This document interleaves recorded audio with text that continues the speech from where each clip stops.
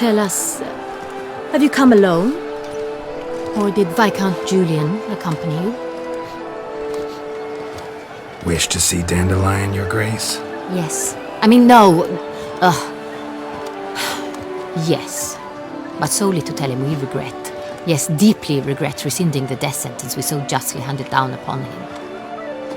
If we could turn back time, we would make certain he sat in a tower till he rotted. No, we would ensure he was broken on the wheel, then drawn, hanged, and quartered.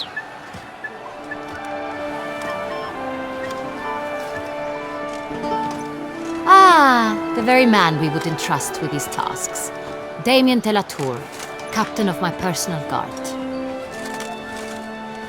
Your Grace, Witcher. Greetings.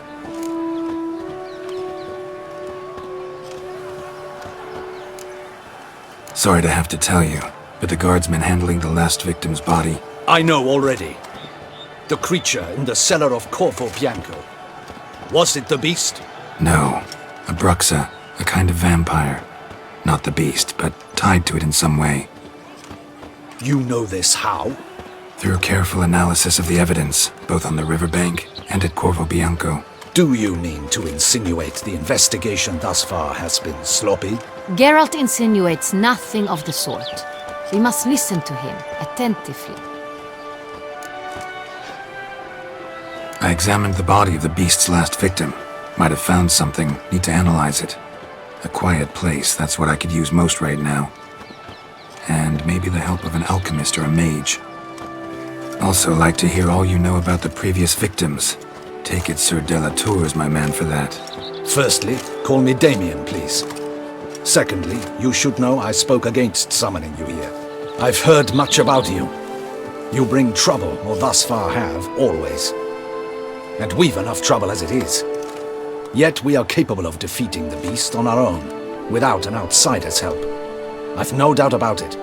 Damien, we settled the matter of the Witcher's employ some time past. Definitively. Since you have broached it nonetheless, let us discuss Geralt's pay. Are the legends true? Do Witchers usually demand that which you find at home, yet did not expect? No, Your Grace. Usually we just ask for gold. The response we expected. Thus we've decided you shall receive the deed to a vineyard, Corvo Bianco, and a sum of coin. You will doubtless consider this adequate. Title to the vineyard shall be given to you at once. Surely you'll need lodgings while you hunt. The coin, however, will be yours only once you have slain the beast. Lovely, generous gesture, Your Grace. Corvo Bianco. Isn't it the Duchy's temporary morgue? Is it now? The Chancellery's bungled things again, we fear. Not to be left unsupervised for one instant. Yet, in its mood, a morgue should present minimal problems to a Witcher. What's more, nothing enhances a wine's reputation better than a grim legend. Thank you, Your Grace. I accept the contract, of course. But as I said before, I'll need some information. How'd it start? Who was the first victim? Crespi was the first to die. He was famed once for his many glorious tournament victories. Then he grew old, hung up his sword, and took to winemaking. Crespi was not loved by the wine merchants. He was ruthless in business and thought to cheat many a time. He asked us for a dispensation from all court ceremonies. We did not grant it. We could not. Once you've taken the oath of a knight, you remain a knight till death. How'd he die? Where'd they find the body? Quite unusual, the circumstance. He was at a feast when suddenly one of his fellow feastgoers noticed he was missing. The town watch found him an hour later. On his hands and knees, propped against the town pillory, his sword hanging from his neck. He had died of wounds inflicted with claws, not a weapon. Blows of great force. So he died suddenly, but the body was on its knees, meaning someone posed it. So it seems.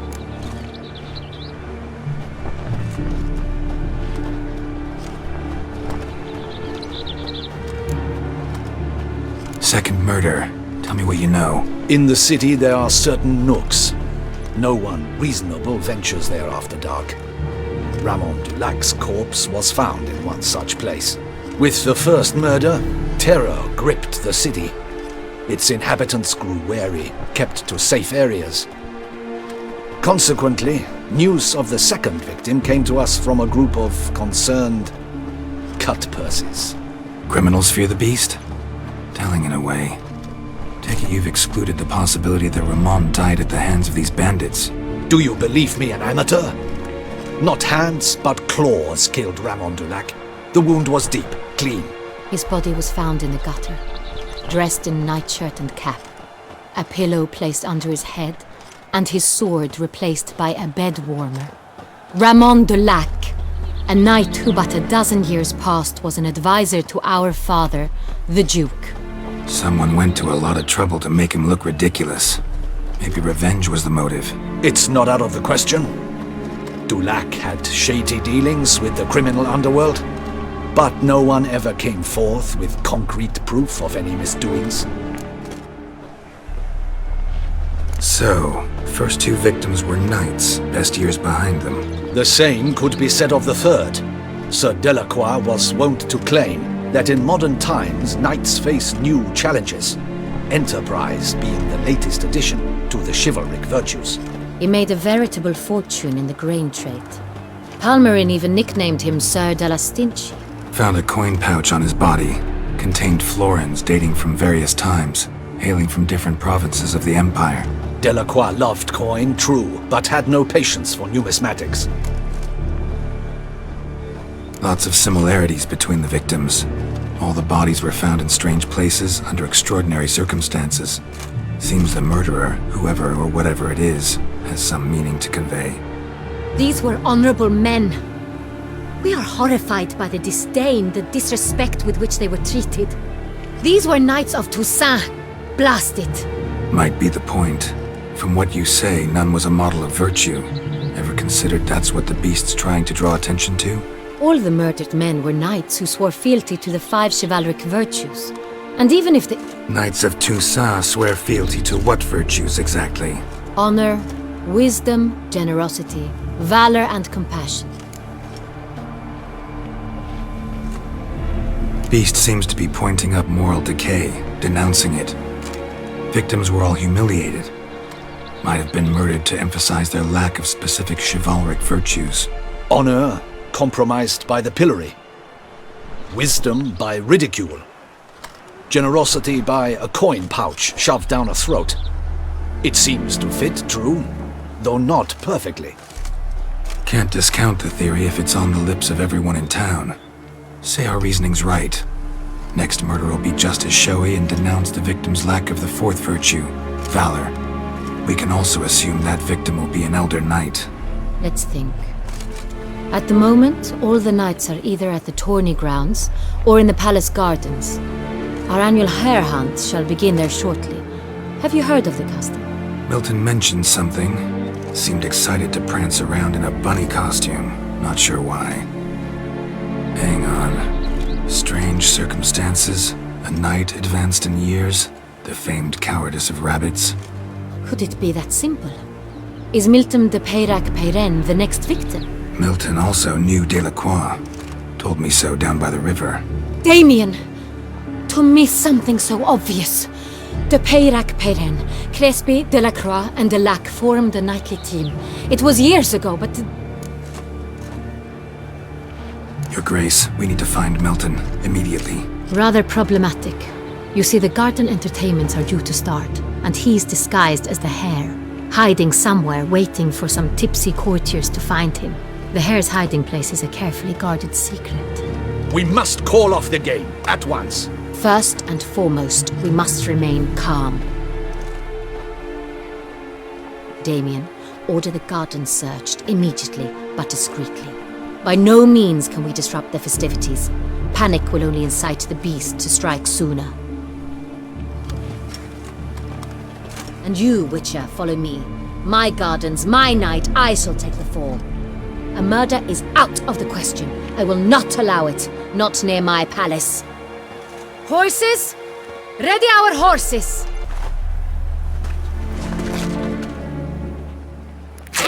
Your Grace!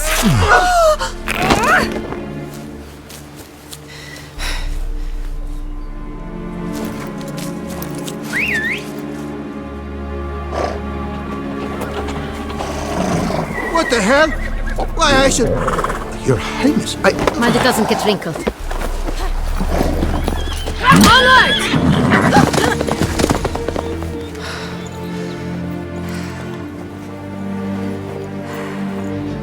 Hey! That is silk! Be careful! Give it to me!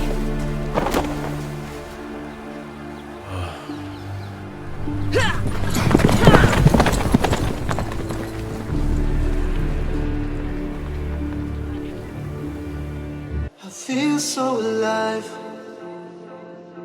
I've never felt this way before. It must be you and I. It's got me thinking about us more. It's these bright lights that put me in a daze, and I can't stop but think about the way that you move around, up and down on that stage. It's your future vibes.